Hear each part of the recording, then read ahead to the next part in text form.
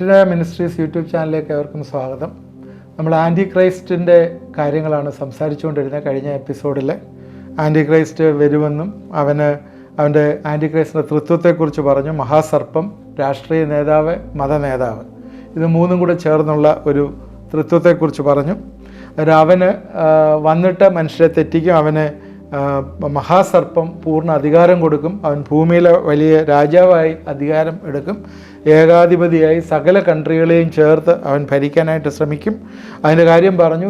അത് പുതിയ നിയമത്തിൽ നിന്ന് കൊരിന്ത്യർക്കെഴുതിയ ലേഖനത്തിലെ മനുഷ്യൻ്റെ മനസ്സ് കുരുടാക്കി കളയുന്ന കാര്യവും യേശു പറഞ്ഞത്, അവൻ ലോകത്തിൻ്റെ പ്രഭു എന്ന് യേശു പറഞ്ഞതും, 1 യോഹന്നാൻ 5:19 സകല ലോകവും അവൻ്റെ കീഴിലായിരിക്കുന്നു എന്നുള്ളത് പറഞ്ഞതും ഒക്കെ പറഞ്ഞു. എന്നാൽ അവൻ യേശുവിനെ പോലെ ആകാനും ദൈവത്തെ പോലെ ആകാനും ഒരു ശ്രമം നടത്തി. അവന് മരണകരമായൊരു മുറിവ് വരുന്നു. അവൻ്റെ ഭുജത്തിനും വലം കൈക്കും ഇടർച്ച എന്ന് സെക്കറിയ പ്രവചനത്തിൽ പറയുന്നത്. അവൻ വാളാൽ മുറിവേറ്റു, ഏതോ രീതിയിൽ അവൻ മുറിവേറ്റു. എന്നാൽ യേശു ഉയർത്തെഴുന്നേറ്റതുപോലെ 3-ാം ദിവസം അവൻ ഉയർത്തെഴുന്നേറ്റു എന്ന് പറഞ്ഞ് ആളെ പറഞ്ഞ് വിശ്വസിപ്പിച്ച് അവന് അതേ സമയത്ത് തന്നെ കള്ളപ്രവാചകൻ അവൻ്റെ പ്രതിമയുണ്ടാക്കി അവനിൽ ആരാധിക്കാൻ പറയും. ഫോഷ്കിൻ്റെ ആത്മാവ് സകല ഭൂവാസികളിലും വസിക്കുന്നതിനാൽ, പരിശുദ്ധാത്മാവ് ഇവിടെ ഇല്ലല്ലോ, ഫോഷ്കിൻ്റെ ആത്മാവ് സകല ഭൂവാസികളിലും വഹിക്കുന്നതിനാൽ ആളത് വിശ്വസിച്ച് അവനെ ദൈവം എന്നുള്ള രീതിയിൽ ആരാധിക്കാനായിട്ടുള്ള ശ്രമം വരെ ഉണ്ടാവും. യേശു പറഞ്ഞു, ഞാൻ വന്ന് നിങ്ങളെന്നെ കൈക്കൊണ്ടില്ല, എന്നാൽ സ്വന്തം നാമത്തിൽ ഒരുവൻ വരും, അവൻ നിന്നെ കൈക്കൊള്ളും എന്ന് പറഞ്ഞു. അതുപോലെ ഇവിടെ വേറൊരു കാര്യം ശ്രദ്ധിക്കാനുള്ള 13-ാം അധ്യായത്തിലെ 9-ാം വാക്യത്തിലെ ചെവിയുള്ളവൻ കേൾക്കട്ടെ എന്ന് പറയുന്നൊരു വാക്യമുണ്ട്. നേരത്തെ ഇങ്ങനെയല്ലായിരുന്നു പറഞ്ഞുകൊണ്ടിരുന്നത്. ആത്മാവും സഭയും പറയുന്നവൻ കേൾക്കട്ടെ എന്നാണ് പറഞ്ഞുകൊണ്ടിരുന്നത്. ആത്മാവും ഇല്ല, സഭയും ഇല്ല. അതുകൊണ്ടാണ് ഇവിടെ ചെവിയുള്ളവൻ കേൾക്കട്ടെ എന്ന് പറയുന്നത്. ആത്മാവ് സഭകളോട് പറയുന്നത് ചെവിയുള്ളവൻ കേൾക്കട്ടെ എന്ന് പറഞ്ഞത്, ഇപ്പോഴും പറയുന്നത് ചെവിയുള്ളവൻ കേൾക്കട്ടെ എന്നാണ്. ആത്മാവും സഭയും അവിടെ ഇല്ല എന്നുള്ളതിനൊരു തെളിവും കൂടിയാണത്. 10-ാം വാക്യത്തിലേക്ക് വരുമ്പോഴേ യഹൂദൻ വാളെടുക്കും. കാരണം അവനെ നമസ്കരിക്കാനായിട്ട് പോകുന്ന സമയത്ത് യഹൂദൻ വാളെടുക്കും. എന്നാൽ ആ സമയത്ത് യഹൂദൻ വാളെടുക്കുമ്പോൾ അവനെ വെട്ടിക്കൊല്ലും, അവർ മരിക്കും, വാൾ കൊണ്ട് കൊല്ലും. എന്നാൽ ഈ സമയത്തും ദൈവം ആളുകളെ വേർതിരിച്ചുകൊണ്ടേയിരിക്കുകയാണ്. കാരണം യവൻ്റെ പ്രതിമ നമസ്കരിക്കാതെയും യവൻ്റെ മുദ്ര ഏൽക്കാതെയൊക്കെ ഇരിക്കുന്ന ആളുകളെ അവൻ കൊല്ലുന്നവരെയൊക്കെ കർത്താവ് ഉയരത്തിലേക്ക് എടുക്കും, അവൻ്റെ ആത്മാക്കളെ എടുക്കുന്നതായിട്ട് കാണാം. അതുപോലെ തന്നെ യോഹന്നാൻ്റെ സുവിശേഷവും അതുപോലെ യോഹന്നാൻ്റെ ലേഖനവും ഒക്കെ നമ്മൾ നോക്കുമ്പോൾ ക്രിസ്തുവിനെ കുറിച്ച് പറഞ്ഞിരിക്കുന്ന സത്യമാണ്. അതിൻ്റെ 1-2 സ്റ്റഡികൾ നമ്മൾ ഇതിനോടുകൂടെ ചിന്തിക്കണം എന്ന് വിചാരിക്കുകയാണ്. 1 യോഹന്നാൻ 2:18 ഇങ്ങനെയാണ് പറഞ്ഞ്, കുഞ്ഞുങ്ങളെ, ഇത് അന്ത്യനാഴിയാവുന്ന ക്രിസ്തു വരുന്നു എന്ന് നിങ്ങൾ കേട്ടിട്ടുണ്ടല്ലോ. ഇപ്പോൾ അനേകം ക്രിസ്തുക്കൾ എഴുന്നേറ്റിരിക്കുകയാൽ അന്ത്യനാഴിക എന്ന് നമുക്കറിയാം. ക്രിസ്തുക്കൾ യോഹന്നാന് ഇത് എഴുതിയ സമയത്ത്, ഇതിപ്പോഴല്ലോ 2000 വർഷത്തിന് മുമ്പ് എഴുതിയാണ്. അത് ഗ്നോസ്റ്റിക് ചിന്താഗതി ഒരുപാടുള്ള സമയങ്ങളിലാണ്. മാറ്റർ ഈസ് ഈവിൾ എന്ന് പറഞ്ഞുകൊണ്ട് കൂടുതലായിട്ട് മനുഷ്യൻ്റെ ജ്ഞാനത്തിന് ഇമ്പോർട്ടൻസ് കൊടുക്കുകയും ഒക്കെ ചെയ്യുന്ന സമയം, എന്നല്ല കർത്താവിലുള്ള വിശ്വാസം മാത്രമല്ല വേറെ പല കാര്യങ്ങൾ വേണം എന്നൊക്കെ ചിന്തിക്കുകയും പഠിപ്പിക്കുകയൊക്കെ ചെയ്യുന്ന സാഹചര്യങ്ങളിലാവുന്നു യോഹന്നാൻ ഈ ലേഖനം എഴുതിയത്. അവിടെ ക്രിസ്തുക്കൾ എന്നുള്ളൊരു വാക്കാണ് അവിടെ യൂസ് ചെയ്യുന്നത്. 2:18 2 കാര്യം, ക്രിസ്തു, ക്രിസ്തുക്കൾ. ഓക്കെ, ഏകവചനത്തിലും ബഹുവചനത്തിലും അവിടെ എഴുതിയിട്ടുണ്ട്.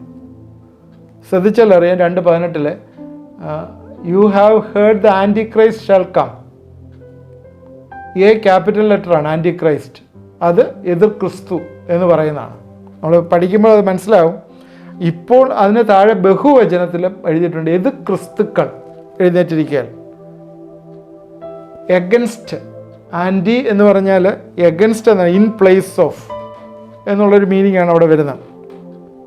എന്നാൽ അന്നേ തന്നെ 2000 വർഷത്തിന് മുമ്പ് തന്നെ ഇതൊക്കെ പഠിപ്പിച്ചിട്ടുണ്ട്. അപ്പോസ്തലന്മാർ ഇതെല്ലാം പഠിപ്പിച്ചിട്ടുണ്ട്. ക്രിസ്തുവുണ്ട്, ക്രിസ്തുക്കൾ വരും. 1 യോഹന്നാൻ 4:3 യേശുവിനെ സ്വീകരിക്കാത്ത യാതൊരു ആത്മാവും ദൈവത്തിൽ നിന്നുള്ള അല്ല, അത് ക്രിസ്തുവിൻ്റെ ആത്മാവ് തന്നെ, അത് വരുമെന്ന് നിങ്ങൾ കേട്ടിട്ടുണ്ടല്ലോ, ഇപ്പോൾ തന്നെ ലോകത്തിലുണ്ട്. എന്ത് ക്ലിയറായിട്ട് അപ്പോസ്തലന്മാർ ആ സമയത്ത് പഠിച്ചിട്ടുണ്ട്. ക്രിസ്തുവിൻ്റെ ആത്മാവുണ്ട്, അത് വരും, ഇപ്പോൾ അത് ലോകത്തിലുണ്ട്. ഇപ്പോൾ അത് ലോകത്തിലുണ്ടെന്ന് പറഞ്ഞാൽ കർത്താവിനെ വിശ്വസിക്കാതെ, കർത്താവിനെ സ്വീകരിക്കാതെ അതിനപ്പുറമായിട്ട് ചിന്തിക്കുന്ന എല്ലാം ക്രിസ്തുവാണ്. നമുക്കറിയാം, ഇപ്പം ഈ ലോകത്തിലുള്ള ക്രിസ്ത്യാനികളെല്ലാം കർത്താവിനെ സ്വീകരിച്ചിട്ടുണ്ടോ? ഇല്ല. ലോകത്തിലുള്ള ജനങ്ങൾ മുഴുവൻ അത് സ്വീകരിച്ചിട്ടുണ്ടോ? ഇല്ല. ഇപ്പോഴും സാത്താൻ്റെ കാപട്യത്തിലല്ലേ മനുഷ്യരിക്കുന്നത്. ഇത് ക്രിസ്തു ഇപ്പോഴും അതിൻ്റെ പ്രവർത്തനം നടത്തിക്കൊണ്ടിരിക്കുകയാണ്. 2 യോഹന്നാനകത്ത് ഒരു അധ്യായത്തിലൂടെ 7-ാം വാക്യത്തിൽ പറയുന്നത്, ക്രിസ്തുവിനെ ജഡത്തിൽ വന്നവൻ എന്ന് സ്വീകരിക്കാത്തവർ, അതും ഗ്നോസ്റ്റിക് ചിന്താഗതിയാണ്. യേശു ക്രിസ്തു ജഡത്തിൽ വന്നതല്ല എന്ന് ചിന്തിക്കുന്ന ചിന്താഗതി, ആ ചിന്താഗതിയിലും ആൻറ്റിക്രൈസ്റ്റിൻ്റെ ആത്മാവ് ഭരിക്കുന്നു എന്ന് പറയുന്നു. യോഹന്നാൻ 8:44 സുവിശേഷം, നിങ്ങൾ പിശാചെന്ന പിതാവിൻ്റെ മക്കൾ, നിങ്ങൾ പിതാവിൻ്റെ മോഹങ്ങളെ ചെയ്യുവാൻ ഇച്ഛിക്കുന്നു. അവൻ ആദ്യം മുതൽ കൊലപാതകനാവുന്നു. അവൻ സത്യമില്ലായതുകൊണ്ട് സത്യത്തിൽ നിലനിൽക്കുന്നില്ല. അവൻ ഫോഷ്ക്ക് പറയുമ്പോൾ സ്വന്തത്തിൽ നിന്ന് എടുത്തു പറയുന്നു. അവൻ ഫോഷ്ക്ക് പറയുന്നവനും അവൻ്റെ അപ്പനും ആവുന്നു. ഇതെന്ത് ക്ലിയറായിട്ട് പറഞ്ഞിരിക്കുകയാണ്.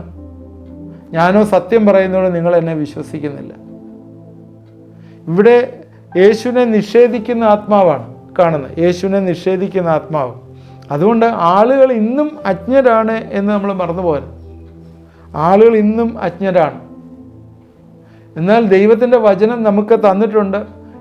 അന്ന് പഠിപ്പിച്ച ദൈവത്തിൻ്റെ വചനം ഇന്നും തന്നിട്ടുണ്ട്. നമ്മളെ ഈ അന്ത്യകാലത്ത് പോലും നടത്താനായിട്ട് അത് മതിയായിട്ടുള്ളതാണ്. അന്തിക്രിസ്തുവിൻ്റെ ആത്മാവിൻ്റെ ഭരണം, ആത്മാവിൻ്റെ ദൂത് അല്ലെങ്കിൽ ആത്മാവിൻ്റെ ആലോചന ഇന്നത്തെ സമൂഹത്തിൽ ധാരാളമായിട്ടുണ്ട്. ഇതുമായിട്ട് ചേർന്ന് ദൈവവചനത്തിനെ കുറിച്ചുള്ള ഒരു നല്ലൊരു പഠനം ഇതിനോട് ചേർന്ന് ചെയ്യുന്നത് നല്ലതാണ്. കാരണം ദൈവവചനം നമുക്ക് എന്ത് പ്രയോജനമുള്ളതാണ് എന്നുള്ള ഒരു ചിന്ത, ദൈവവചനമാണ് നമ്മളെ ജ്ഞാനികളാക്കി മാറ്റുന്നത്.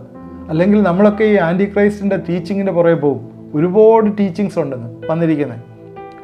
നിൻ്റെ വചനം 119 സങ്കീർത്തനത്തിൻ്റെ 105-ാം വാക്യമാണ്, നിൻ്റെ വചനം എൻ്റെ കാലിന് ദീപവും എൻ്റെ പാതയ്ക്ക് പ്രകാശവുമാവുന്നു. വചനം, ദീപം, പ്രകാശം. നിൻ്റെ വചനം എൻ്റെ കാലുകളുടെ ദീപമാണ് എന്ന് പറഞ്ഞാൽ കാല് തെറ്റാതെ പോകാനായിട്ട് അത് പാതയ്ക്ക് പ്രകാശം തന്ന ഒന്നാണ് ദൈവത്തിൻ്റെ വചനം എന്നുള്ളത്.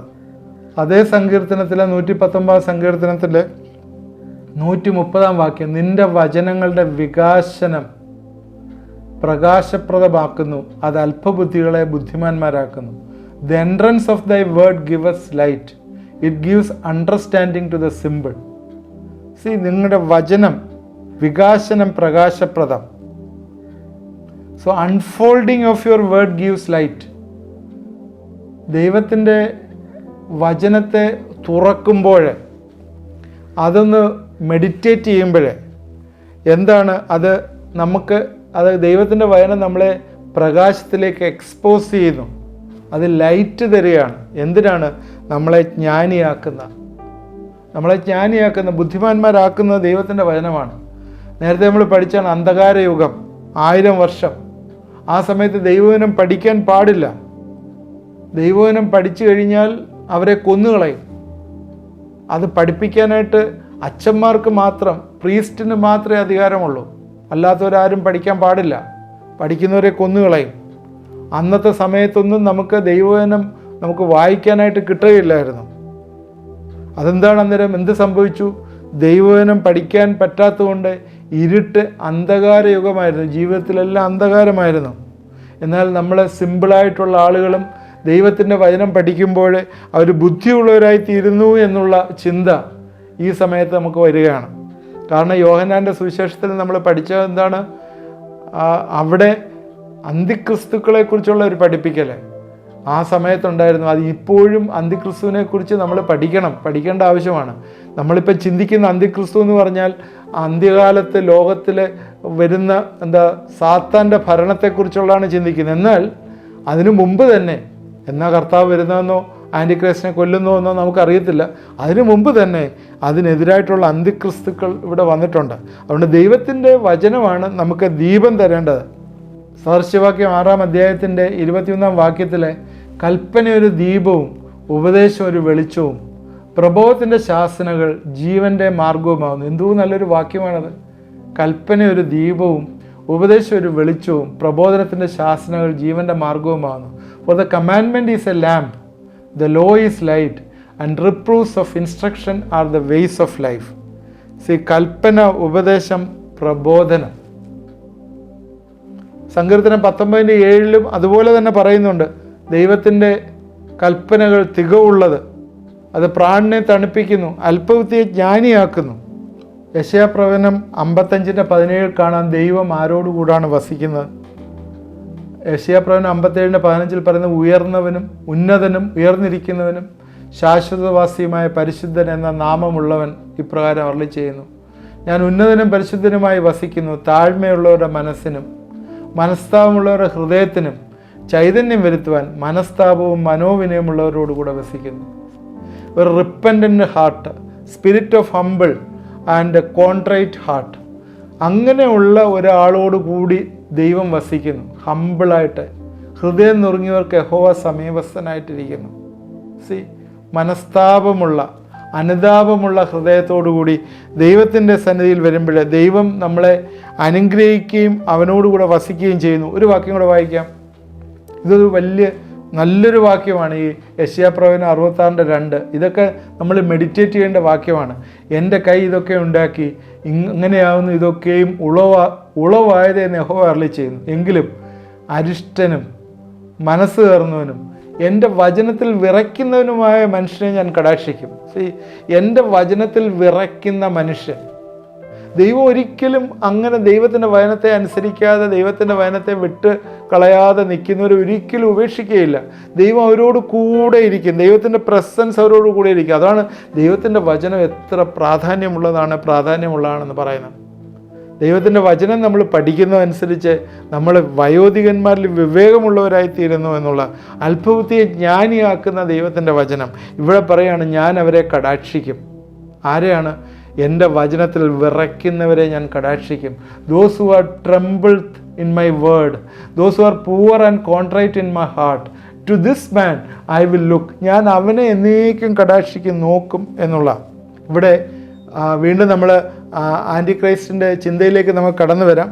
ഈ ആൻറ്റി ക്രൈസ്റ്റ് എന്ന് പറയുന്ന ഈ അവസാന നാളിലെ കർത്താവിനെ ഈ ലോകത്തിൽ മുഴുവനായിട്ട് ഭരിക്കുന്ന, അവസാന നാളിൽ ഭരിക്കുന്ന ആൻറ്റി ക്രൈസ്റ്റ്, നേരത്തെ നമ്മൾ പറഞ്ഞു, മതനേതാവാണ്, അവൻ രാഷ്ട്രീയ നേതാവാണ്. രാഷ്ട്രീയ നേതാവിനെ ആദ്യം കാണിക്കുന്നു, 2 മതനേതാവിൻ്റെ ഉത്തരവാദിത്വം രാഷ്ട്രീയ നേതാവിനെ അംഗീകരിക്കുക എന്നുള്ള. ഈ മതം എന്ന് പറയുമ്പോൾ നമ്മൾ ശ്രദ്ധിക്കേണ്ട, ഇവിടെയുള്ള മതം പ്രധാനമായിട്ട് കാണുന്നത് ക്രിസ്തീയ മതവും അതുപോലെ യഹൂദ പശ്ചാത്തലത്തിലുള്ളവരും ആണ്. എന്നിട്ട് അവരെ അംഗീകരിക്കുക എന്നുള്ള ഒരു ഉത്തരവാദിത്വമാണ് ഉള്ളത്. ഈ മതനേതാവാണ് രാഷ്ട്രീയ നേതാവിൻ്റെ പ്രതിമ നമസ്കരിക്കണമെന്ന് പഠിപ്പിക്കുന്നത്. അന്നത്തെ മതം ആ രീതിയിലുള്ള മതമാണെന്ന് നമുക്ക് മനസ്സിലാക്കാം. ദൈവന് 10 പ്രധാന പേരുണ്ട്. അത് നമ്മളിപ്പം വായിച്ചതിൽ നിന്ന് കിട്ടിയ പേരുകളാണ്. അത് നമ്മൾ ഒന്നുകൂടെ പറയാം. ഒന്ന്, ചെറിയ കൊമ്പ്. കാരണം ചെറിയ കൊമ്പ് മുളച്ചു വന്നതായിട്ട് കാണുന്നു 10 കൊമ്പിൻ്റെ ഇടയിൽ നിന്ന്. 2, ഉഗ്രഭാവവും ഉപായബുദ്ധിയുമുള്ള രാജാവ്. 3, വരുവാനിരിക്കുന്ന പ്രഭു. 4, ശൂന്യമാക്കുന്നവൻ. 5, ഇഷ്ടം പോലെ പ്രവർത്തിക്കുന്നവൻ. 6, തുമ്പുകെട്ട ഇടയൻ. 7, അധർമ്മമൂർത്തി. 8, നാശയോഗ്യൻ. 9, വെള്ളക്കുതിരപ്പുറത്ത് വരുന്നവൻ. 10, മൃഗം. ഇങ്ങനെയുള്ള പേരുകളിൽ ഈ കള്ളപ്രവാചകനും മൃഗവും കൂടെ ചേർന്നുള്ള തൃത്വത്തെ അറിയപ്പെടുകയാണ്. യവനാണ് ആൻറ്റി ക്രൈസ്റ്റ് എന്ന് പറയുന്നത്. അതുപോലെ തന്നെ 13-ാം അധ്യായത്തിൽ നമുക്ക് നോക്കിയാൽ 1 മുതൽ 10 വരെയുള്ള വാക്യങ്ങളാണല്ലോ നമ്മൾ വായിച്ചത്.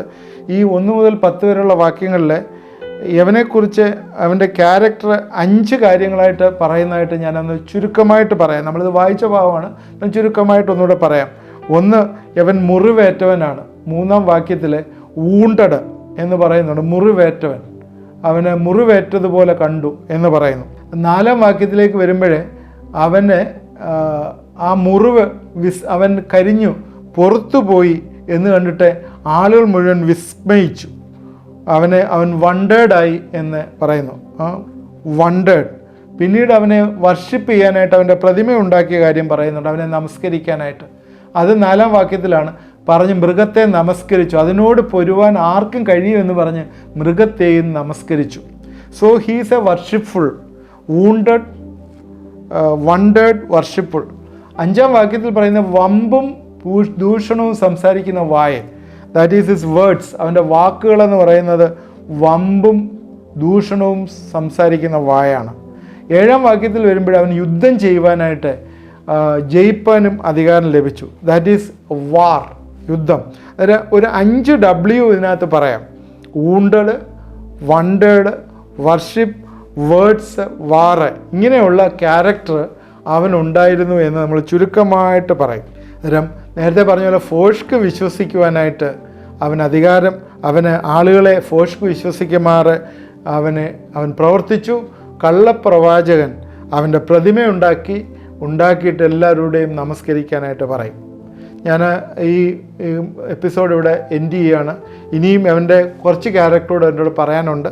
അതുമാത്രമല്ല, അവൻ എവിടെ നിന്ന് വന്നു എന്നുള്ളതിനെക്കുറിച്ച് ആളുകളുടെ ഇടയിൽ ഭയങ്കര പല ചിന്തകളുണ്ട്. പിന്നെ അവനൊരു നമ്പർ കൊടുക്കും, 666, അതിൻ്റെ ചില പ്രസക്തി പറയണം. അതായത് ഇങ്ങനെയുള്ള കാര്യങ്ങൾ പറഞ്ഞിട്ട് യവനെ ദൈവം യേശു അവൻ്റെ വായിലെ ശ്വാസത്താലെ ഇല്ലാതെയാക്കുന്ന കാര്യം കൂടെ പറഞ്ഞ് ഞാൻ ഇത് അവസാനിപ്പിക്കും. ഈ ഒരു ആൻറ്റിക്രൈസ്റ്റിൻ്റെ ഒരു കാര്യം അവസാനിപ്പിക്കും. ഞാനിത് പറഞ്ഞത് എന്താണെന്ന് ചോദിച്ചാൽ, ഇന്ന് പ്രധാനമായിട്ട് ഞാൻ നിങ്ങൾ ശ്രദ്ധിച്ചാണ് ആൻറ്റിക്രൈസ്റ്റിനെ കുറിച്ച് പറഞ്ഞെങ്കിലും, ദൈവത്തിൻ്റെ അപ്പോസ്തലന്മാർ ആ സമയങ്ങളിൽ ദൈവത്തിന് വാർണിംഗ് കൊടുത്തിട്ടുണ്ട്. ദൈവത്തിൻ്റെ വചനം നമുക്ക് തന്നിരിക്കുന്നത് നമ്മൾ തെറ്റായിട്ട് പോകാനായിട്ടുള്ളതല്ല. ഒരുപാട് പഠിപ്പിക്കൽ വന്നിട്ടുണ്ട്. പ്രധാനമായിട്ട് ഇപ്പം ആളുകൾ പറഞ്ഞുകൊണ്ടിരിക്കുന്ന ദൈവ മക്കളുടെ ഇടയിൽ പോലും, അല്ലെങ്കിൽ ഈ സോക്കാൾഡ് തിയോളജിയൻസിൻ്റെ ഇടയിൽ പോലും ഏറ്റവും കൂടുതൽ ഡിസ്കഷൻ ഇപ്പോൾ ഈ അടുത്ത കാലങ്ങളിൽ വന്നിരിക്കുന്ന ഉൽപ്പത്തി പുസ്തകവും വെളിപ്പാട് പുസ്തകവും വിശ്വസിക്കരുതെന്നുള്ളതാണ്. ഇതൊക്കെ ചില സമയങ്ങളിലൊക്കെ എഴുതിയ ചില ആലങ്കാരികമായിട്ടുള്ള കാര്യമാണ്. അതിൽ പറയുന്നതൊന്നും വിശ്വസിക്കാനായിട്ട് നമുക്ക് ഇപ്പോഴത്തെ ഈ ശാസ്ത്ര യുഗത്തിൽ സമ്മതിക്കില്ല. അത് വിശ്വസിക്കാൻ വേണ്ടി അതിനോട് പലരും ആഡ് ചെയ്യുന്നുണ്ട് പലരും. ഇപ്പോൾ ഉദാഹരണം പറഞ്ഞാൽ, ദൈവം 7 ദിവസം കൊണ്ട് ലോകത്തെ മുഴുവൻ സൃഷ്ടിച്ചെന്ന് പറയുമ്പോൾ അതിനകത്ത് മ്യൂട്ടേഷൻ തിയറിയും എവല്യൂഷൻ തിയറിയും കൊണ്ടുവന്ന് ആഡ് ചെയ്യുകയാണ്.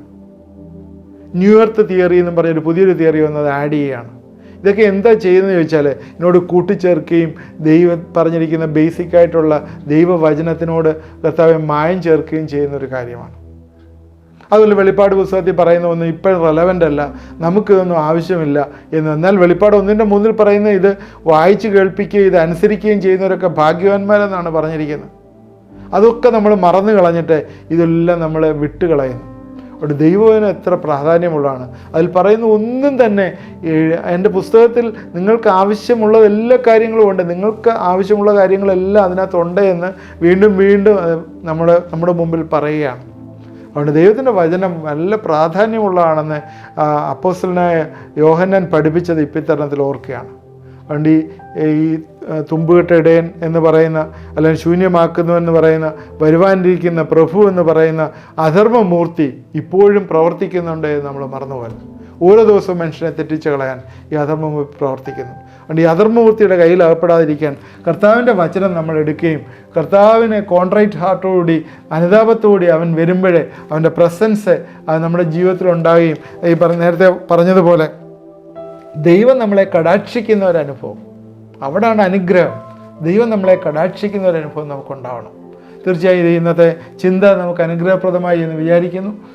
നമുക്ക് പ്രാർത്ഥിക്കാനുള്ള സമയമാണ്. ഇത് കേട്ടുകൊണ്ടിരുന്ന എല്ലാവരെയും ദൈവം അനുഗ്രഹിക്കും. തീർച്ചയായും ഇതിൻ്റെ വലിയ അന്തസത്ത നമ്മൾ മനസ്സിലാക്കുകയും നമ്മളതിനെ ഫോളോ ചെയ്യുകയും ചെയ്യണം. നമുക്ക് പ്രാർത്ഥിക്കാം. ദൈവമായ കർത്താവേ, ഇത് കേട്ടുകൊണ്ടിരുന്ന എല്ലാവരെയും നീ അനുഗ്രഹിക്കണമെന്ന് പ്രാർത്ഥിക്കുന്നു. ആൻറ്റിക്രൈസ്റ്റ് ഈ ലോകത്തെ ഭരിക്കാനായിട്ട് വരുമ്പോഴേ ഞങ്ങൾ ദൈവത്തിൻ്റെ വചനത്തിൽ അടിസ്ഥാനപ്പെട്ട് അന്തിക്രിസ്തുക്കളെ തെറ്റിച്ചുകൊണ്ട് പോകുമ്പോഴേ ദൈവത്തിൻ്റെ വചനം ഞങ്ങളുടെ ദീപവും, ഞങ്ങളുടെ കാലിന് ദീപവും പാതയ്ക്ക് പ്രകാശവുമാകട്ടെ എന്ന് ഞങ്ങളെ പ്രാർത്ഥിക്കുന്നു. നിൻ്റെ വചനം കർത്താവെ ഞങ്ങളുടെ ഹൃദയങ്ങളെ പ്രകാശപ്രദമാക്കുന്നതാണല്ലോ. കർത്താവെ, നിൻ്റെ കൽപ്പന ഞങ്ങൾക്ക് ദീപമാണല്ലോ. നിൻ്റെ ഉപദേശം, നിൻ്റെ പ്രബോധനം കർത്താവെ ഞങ്ങളെ ജ്ഞാനിയാക്കുന്നതാണല്ലോ. അത് തികവുള്ളതാണല്ലോ, അല്പബുദ്ധിയെ ജ്ഞാനിയാക്കുന്നതാണല്ലോ. കർത്താവെ, നീ ഞങ്ങളോട് വസിക്കുകയും ഞങ്ങളുടെ പ്രാർത്ഥനകളെ കേൾക്കുകയും ഞങ്ങളെ കടാക്ഷിക്കുകയും ചെയ്യണമെങ്കിൽ നിൻ്റെ സന്നിധിയിലെ കോൺട്രൈറ്റായിട്ടുള്ള ഹാർട്ടോടുകൂടി വന്ന് അനുതാപത്തോട് നിന്നെ വിളിച്ചപേക്ഷിക്കുന്ന ആരെയും വിട്ടുകളയുന്ന ദൈവമല്ലല്ലോ കർത്താവെ. ആൻറ്റിക്രൈസ്റ്റ് വന്ന് ഈ ലോകത്തെ ഭരിക്കുമ്പോഴേ കർത്താവെ, അവിടെ അവനോട് എതിർത്ത് നിന്നവരെ വാളാൽ ആൻറ്റിക്രൈസ്റ്റ് കൊന്നെങ്കിൽ അപ്പോൾ തന്നെ അവരുടെ ആത്മാക്കളെ യാഗപീഠത്തിൻകീഴെ കണ്ടുവെന്ന് ദൈവത്തിൻ്റെ വചനത്തിൽ എഴുതിയിരിക്കുന്നല്ലോ. ദൈവത്തെ ഉപേക്ഷിക്കാത്തവരെ ഒരിക്കലും ദൈവം കൈവിടുകയില്ല എന്നുള്ള വലിയ സത്യം ഇതിൽ നിന്ന് ഞങ്ങൾക്ക് കിട്ടുന്നുണ്ടല്ലോ കർത്താവെ. ഞങ്ങളെ പ്രാർത്ഥിക്കുന്നു കർത്താവെ, ഇത് കേട്ടുകൊണ്ടിരിക്കുന്ന ആരും നശിച്ചു പോകരുത് എന്ന് പ്രാർത്ഥിക്കുന്നു കർത്താവെ. ലോകത്തിലുള്ള ചില പ്രയാസങ്ങളെ, ബുദ്ധിമുട്ടുകളെ, പ്രയാസങ്ങളൊക്കെ ഉണ്ടെങ്കിൽ അതിൽ നിന്നൊക്കെ അവരെ വിടുവിക്കണമേ എന്ന് പ്രാർത്ഥിക്കുന്നു. ചില ആളുകളെ കടബാധ്യതകളാൽ പ്രയാസങ്ങളായിട്ട് ഇരിക്കുന്നവരുണ്ട്, ചില ആളുകൾ രോഗത്താലെ പ്രയാസപ്പെടുന്നവരുണ്ട്, ചില ആളുകൾ റിലേഷൻഷിപ്പിലെ പ്രയാസങ്ങൾ ഇരിക്കുന്നവരുണ്ട്. ഇതൊക്കെ എന്നെ ഈ കേട്ടുകൊണ്ടിരിക്കുന്ന ചില ആളുകൾ അങ്ങനെയൊക്കെയുള്ള ചില പ്രയാസങ്ങൾക്ക് കടന്നു പോകുന്നത് ഇന്ന് രാത്രികാലം ഞാൻ അവർക്ക് വേണ്ടി പ്രാർത്ഥിക്കുകയാണ്. കർത്താവേ, വലിയൊരു വിടുതൽ ഈ ദിവസങ്ങളിൽ നീ കൊടുക്കണമേ, സഹായിക്കണമേ എന്ന് പ്രാർത്ഥിക്കുന്നു. വലിയൊരു റിലീസ് അവർക്ക് കൊടുക്കണമേ എന്ന് പ്രാർത്ഥിക്കുന്നു. നിൻ്റെ വലിയ കൃപയാൽ അവരെ പൊതിയട്ടെ എന്ന് പ്രാർത്ഥിക്കുന്നു. എല്ലാ പ്രയാസങ്ങളിൽ നിന്നുള്ള വിടുതൽ ഇന്ന് രാത്രികാലം അവർക്ക് കൊടുക്കട്ടെ എന്ന് പ്രാർത്ഥിക്കുന്നു. എൻ്റെ കരങ്ങളിലൊക്കെ അവരെ ഏൽപ്പിച്ച് പ്രാർത്ഥിക്കുന്നു. പ്രത്യേകിച്ച് റിലേഷൻഷിപ്പ് ഇഷ്യൂസ് വന്നിരിക്കുന്ന ചില വ്യക്തികളെ ഇന്ന് രാത്രികാലം വിടുവിക്കുന്നു. ദൈവം വിടുവിക്കുന്നു. ദൈവം വരെ വിടുവിക്കുന്നു. കടഭാരത്തിൽ നിന്ന് അവരെ വിടുവിക്കുന്നു. ചില പ്രയാസങ്ങൾ ഭവനത്തിൽ വന്നെങ്കിൽ അതിൽ നിന്ന് അവരെ ദൈവം ഇന്ന് രാത്രികാലം വിടുവിക്കുന്നു. എന്നോട് ചേർന്ന് നിങ്ങൾ പ്രാർത്ഥിക്കുമോ? ദൈവമേ, പ്രാർത്ഥന കേട്ടോർത്ത് സ്തോത്രം, അനുഗ്രഹിക്കുന്ന സ്തോത്രം. യേശുവിൻ്റെ നാമത്തിൽ പ്രാർത്ഥിക്കുന്നു, കേൾക്കുമാറാകണമേ. ആമേൻ. ഇത് നിങ്ങൾക്ക് അനുഗ്രഹപ്രദമായി എന്ന് വിശ്വസിക്കുന്നു. നിങ്ങൾ തുടർന്ന് ഇത് വാച്ച് ചെയ്യണം. ഇതിൻ്റെ കണ്ടിന്യൂഷൻ ഉണ്ട്. തുടർന്നും ദൈവം നമ്മളെ അനുഗ്രഹിക്കട്ടെ. ഇത് പ്രത്യേകിച്ചും വാട്സാപ്പിൽ ആ നമ്പറിൽ നിങ്ങളുടെ പ്രയർ റിക്വസ്റ്റ് അയച്ചു തന്നാൽ നിങ്ങൾക്ക് വേണ്ടി പ്രാർത്ഥിക്കുന്നതാണ്. ദൈവം നമ്മളെ എല്ലാവരെയും അനുഗ്രഹിക്കും.